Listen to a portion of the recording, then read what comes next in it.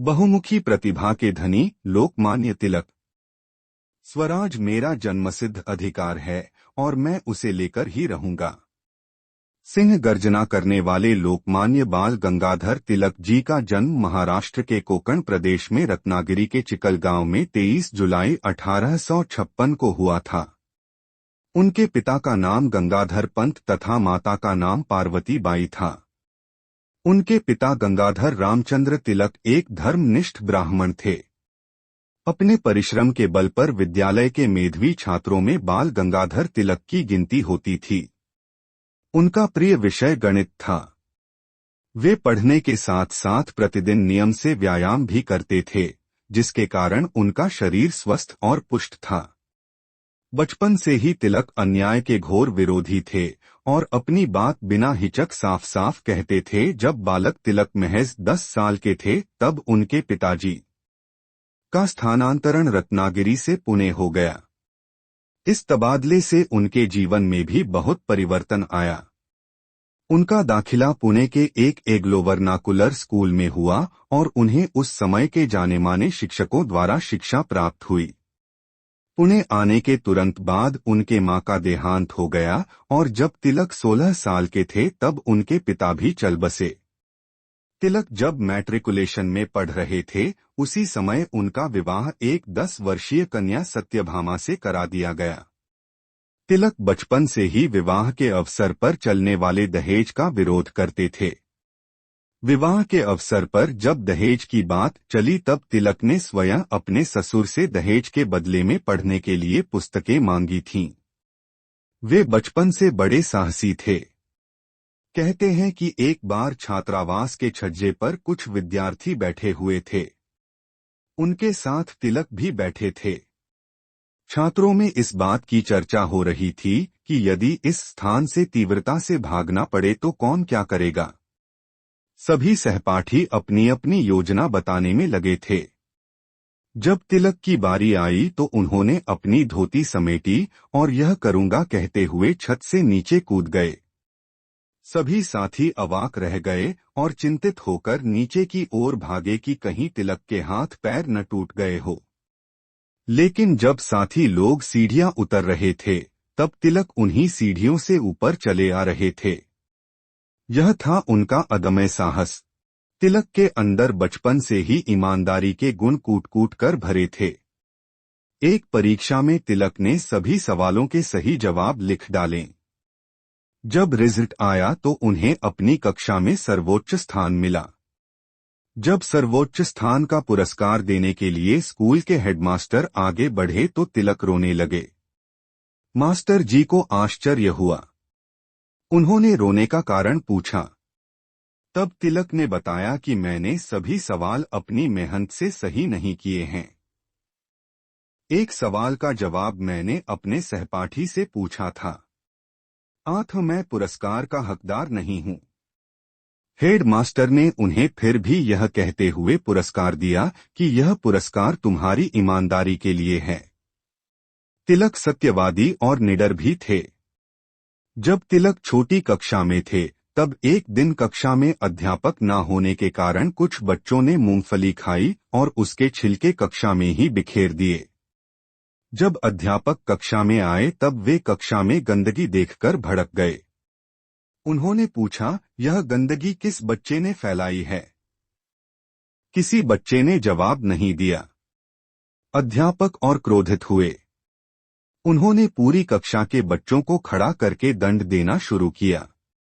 वे सबके हाथों पर बेत मार रहे थे। जब बेत का नंबर तिलक तक आया तो वे बोले, जब मैंने न मूंगफली खाई है और न छिलके बिखेरे हैं तो मैं दंड क्यों सहन करूं? तब अध्यापक ने कहा, तो उस विद्यार्थी का नाम बताओ जिसने यह छिलके फेंके हैं। तब तिलक निडरता से बोले, मुझे चुगली करने की आदत नहीं है। अध्यापक ने इसे अनुशासनहीनता माना। शिकायत पिता गंगाधर तक पहुंची। उन्होंने अपने पुत्र का पक्ष लेते हुए कहा, मेरा पुत्र झूठ नहीं बोलता और वह बाजारू चीजें भी नहीं खाता है। सन 1876 में तिलक ने की परीक्षा गणित विषय से प्रथम श्रेणी में उत्तीर्ण की। आगे चलकर उन्होंने पढ़ाई जारी रखते हुए 1879 में ए की परीक्षा पास की। सन 1880 में उन्होंने न्यू इंडिया स्कूल की स्थापना की। सन 1881 में उन्होंने मराठा और केसरी अखबारों का प्रकाशन किया। सन 1890 में वे भारतीय राष्ट्रीय कांग्रेस से जुड़े। अपने जीवन काल में वे पुणे म्युनिसिपल परिषद और बॉम्बे लेजिस्लेचर के सदस्य और मुंबई यूनिवर्सिटी के निर्वाचित फेलो भी रहे। तिलक अपने लेखों में तीव्र और प्रभावशाली भाषा का प्रयोग कर देते, जिससे पाठक जोश और देशभक्ति के भावना से उत्प्रोत हो जाते थे। लोगों को एकत्रित करने एवं अंग्रेजों के प्रति भय खत्म करने के लिए तिलक जी ने गणेश उत्सव को सार्वजनिक रूप में मनाने का निर्णय लिया और पहली बार अक्टूबर 1894 में पुणे के शनिवार वाड़ा में गणपति उत्सव का आयोजन किया गया, जिसमें काफी संख्या में लोग एकत्रित हुए। सन 1897 में अंग्रेज सरकार ने तिलक पर भड़काऊ लेखों के माध्यम से जनता को उकसाने, कानून तोड़ने और शांति व्यवस्था भंग करने का आरोप लगाकर उन्हें 1.5 साल की सश्रम कारावास की सजा सुनाई। सजा काटने के बाद तिलक 1898 में रिहा हुए और स्वदेशी आंदोलन को शुरू किया। समाचार पत्रों और भाषणों के माध्यम से उन्होंने महाराष्ट्र के गांव-गांव तक स्वदेशी आंदोलन का संदेश पहुंचाया। उनके घर के सामने ही एक स्वदेशी मार्केट का आयोजन भी किया गया। सन 1906 में अंग्रेज सरकार ने तिलक को विद्रोह के आरोप में गिरफ्तार किया। सुनवाई के बाद उन्हें 6 साल की सजा सुनाकर मांडले जेल भेजा गया, जहां उन्होंने गीता रहस्य लिखा। 8 जून 1914 को उन्हें जेल से रिहा किया गया। पत्रकारिता, शिक्षा और राजनीति की त्रिवेणी संगम कहे जाने वाले बाल गंगाधर तिलक एक महान शिक्षक, विख्यात पत्रकार, जननायक तथा स्वतंत्रता सेनानी थे। उन्हें भारतीय राष्ट्रवाद का भागीरथी भी कहा जाता है। निर्धन और दलित वर्गों के प्रति उनकी असीम सहानुभूति थी। तिलक जी राष्ट्रवाद के प्रणेता थे। उन्होंने कभी भी मुस्लिम या अन्य किसी संप्रदाय के प्रति वैमनस्य का परिचय नहीं दिया। उनका कहना था कि राष्ट्रीय हित में हिंदू और मुसलमान दोनों को कंधे से कंधा मिलाकर चलना चाहिए। तिलक जी को उग्र स्वभाव का माना जाता था, लेकिन स्वराज्य प्राप्ति के लिए उन्होंने हिंसा की कभी वकालत नहीं की। बाल गंगाधर तिलक पारंपरिक सनातन धर्म को मानने वाले हिंदू थे। उनका अध्ययन गहरा और विशाल था। वे छुआछूत के प्रबल विरोधी थे। वे तो यहाँ तक कहते थे कि यदि भगवान भी छुआछूत का समर्थन करे तो मैं भगवान को भी मानने से इनकार कर दूंगा। वे बाल विवाह के विरोधी थे, लेकिन विधवा विवाह के समर्थक थे। बाल गंगाधर तिलक को आधुनिक भारत का कौटिल्य माना जाता है। वे बड़े दूरदर्शी थे। उन्होंने 1896 में ही पूर्ण स्वराज की बात उठा दी थी तथा 1907 में हिंदी को राष्ट्रभाषा बनाने पर बल दिया था। लोकमान्य बाल गंगाधर तिलक एक महान शिक्षक भी थे। शिक्षा के संबंध में उनके विचार उत्तम थे। तिलक जी ने तकनीकी शिक्षा पर जोर दिया था।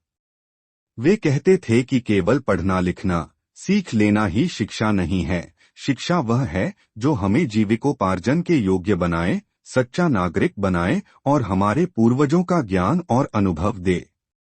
उन्होंने राष्ट्रीय शिक्षा की आवश्यकता पर बल दिया।